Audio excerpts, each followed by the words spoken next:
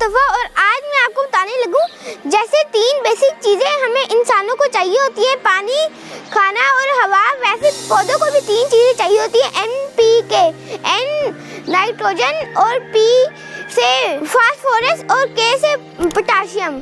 तो आज मैं आपको उनके बारे में बताने लगूं कि वो किस किस चीज़ों से मिलती हैं और उससे पौधा काफ़ी हेल्दी होते हैं। आप बिल्कुल भी खाद इस्तेमाल ना करें, आप ये सारी चीज़ें डालें तो आपकी फसल बहुत ज़्यादा अच्छी उगेगी। घरों में आप भी ये काम कर सकते हैं। ऐसे आपके ऑर्गेनिक प्लांट्स होंगे, वेजिटेबल्स, प्लांट्स, ऐसे सारी चीज़ें आपके घर में उग जाएंगी, वो ऑर्गेनिक उगेंगी, ऑर्गेनिक। अब मैं आपको जो बताने जा रहा हूँ वो पहले के ज़माने में जैसे प्लांट्स उगाते थे वैसे अब मैं आपको बताने जा रहा हूँ।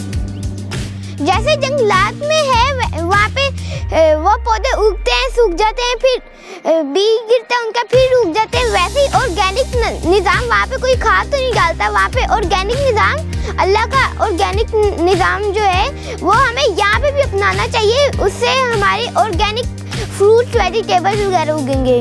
जैसे मैंने आपको NPK के बारे में बताई सबसे पहली बात, अब मैं आपको N के बारे में, नाइट्रोजन के बारे में बताता हूँ। हमें कुछ ऐसे पौधे लगाने पड़ेंगे जो हवा में से नाइट्रोजन लेके ज़मीन में फिक्स करते हैं। ऐसे पौधों को लेग्यूम्स कहा जाता है। लेग्यूम्स वो पौधे जिनके ऊपर फलियां लगती हैं। इसमें सारे फलीदार पौधे और दालें शामिल हैं।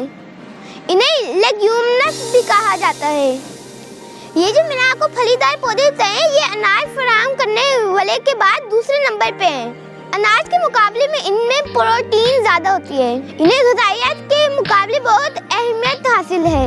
अब जो मैं आपको लेग्यूम बता रहा हूँ वो जैसे फलियाँ, सोया, दालें, मटर, चने भी हैं, मूंगफली, गवारा, मोरिंगा, सेम फली, सब फलीदार हैं और ये ग़िज़ाइयत से भरपूर हैं। फलीदार पौधों के मुख्तलिफ स्पीशीज के सैकड़ों इकसाम हैं। ये दुनिया में उगाई जाने वाली सब्जियों में भी बहुत बड़ा हिस्सा रखते हैं। ये दुनिया में इंसानी खुराक के अलावा जानवरों का चारे, ग्रीन खादों के तौर पे भी उगाई जाती है, जैसे बरसीम, लूसन, क्लोवर। लूसन जिसे अल्फाल्फा कहते हैं। लेग्यूम फूलदार पौधों के सबसे बड़े ग्रोहों में से एक है, जिसमें तकरीबन 18,000 स्पीशीज हैं। ये लेग्यूम छोटी जड़ी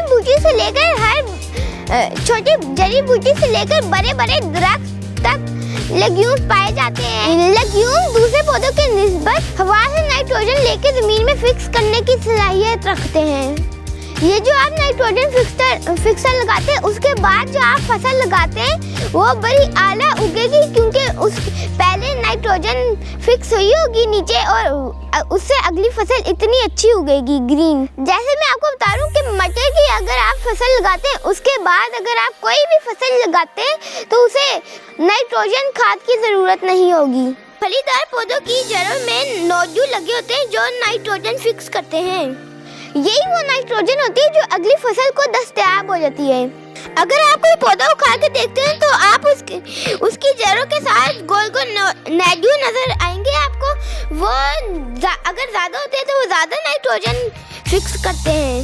जो सबसे ज़्यादा नाइट्रोजन फिक्स करता है वो क्लोवर है। क्लोवर में 3 पत्तों वाली सारी फसलें शामिल हैं, जैसे लूसन, उसके बाद मटर आते हैं, फिर दालें और सोयाबीन, और उसके बाद चने आते हैं।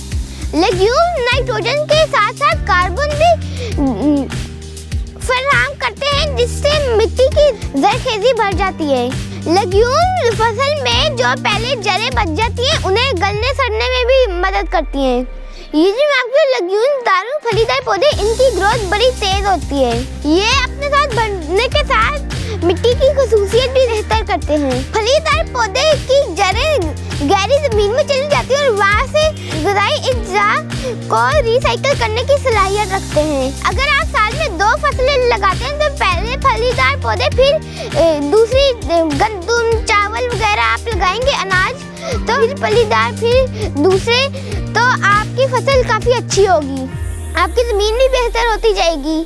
अगर आप मटर की फसल उगाते हैं फिर उसकी कटाई करवाते हैं तो उसके बाद नीचे 42 किलो नाइट्रोजन बचती है, जो अगली फसल के बड़े काम आती है। अगर आप रोटेशन में फलीदार फसलें लगाते हैं तो आपको घास जैसी जड़ी बूटियों की भी परेशानी नहीं होगी। फलीदार फसलें बहुत से कीड़े और बीमारियों के लाइफ साइकिल को तोड़ देती हैं, जिससे बीमारियां कम लगती हैं। फलीदार फसलें जमीन से नाइट्रोजन लेने के बजाय हवा से नाइट्रोजन लेते हैं। ये जो फलीदार दरख्त है ये इंसान की खुराक के अलावा भी बड़े काम में इस्तेमाल होते हैं। इनकी लकड़ी बनती है, इनमें से मेडिसिन हासिल होती है, इनकी गम बनती है।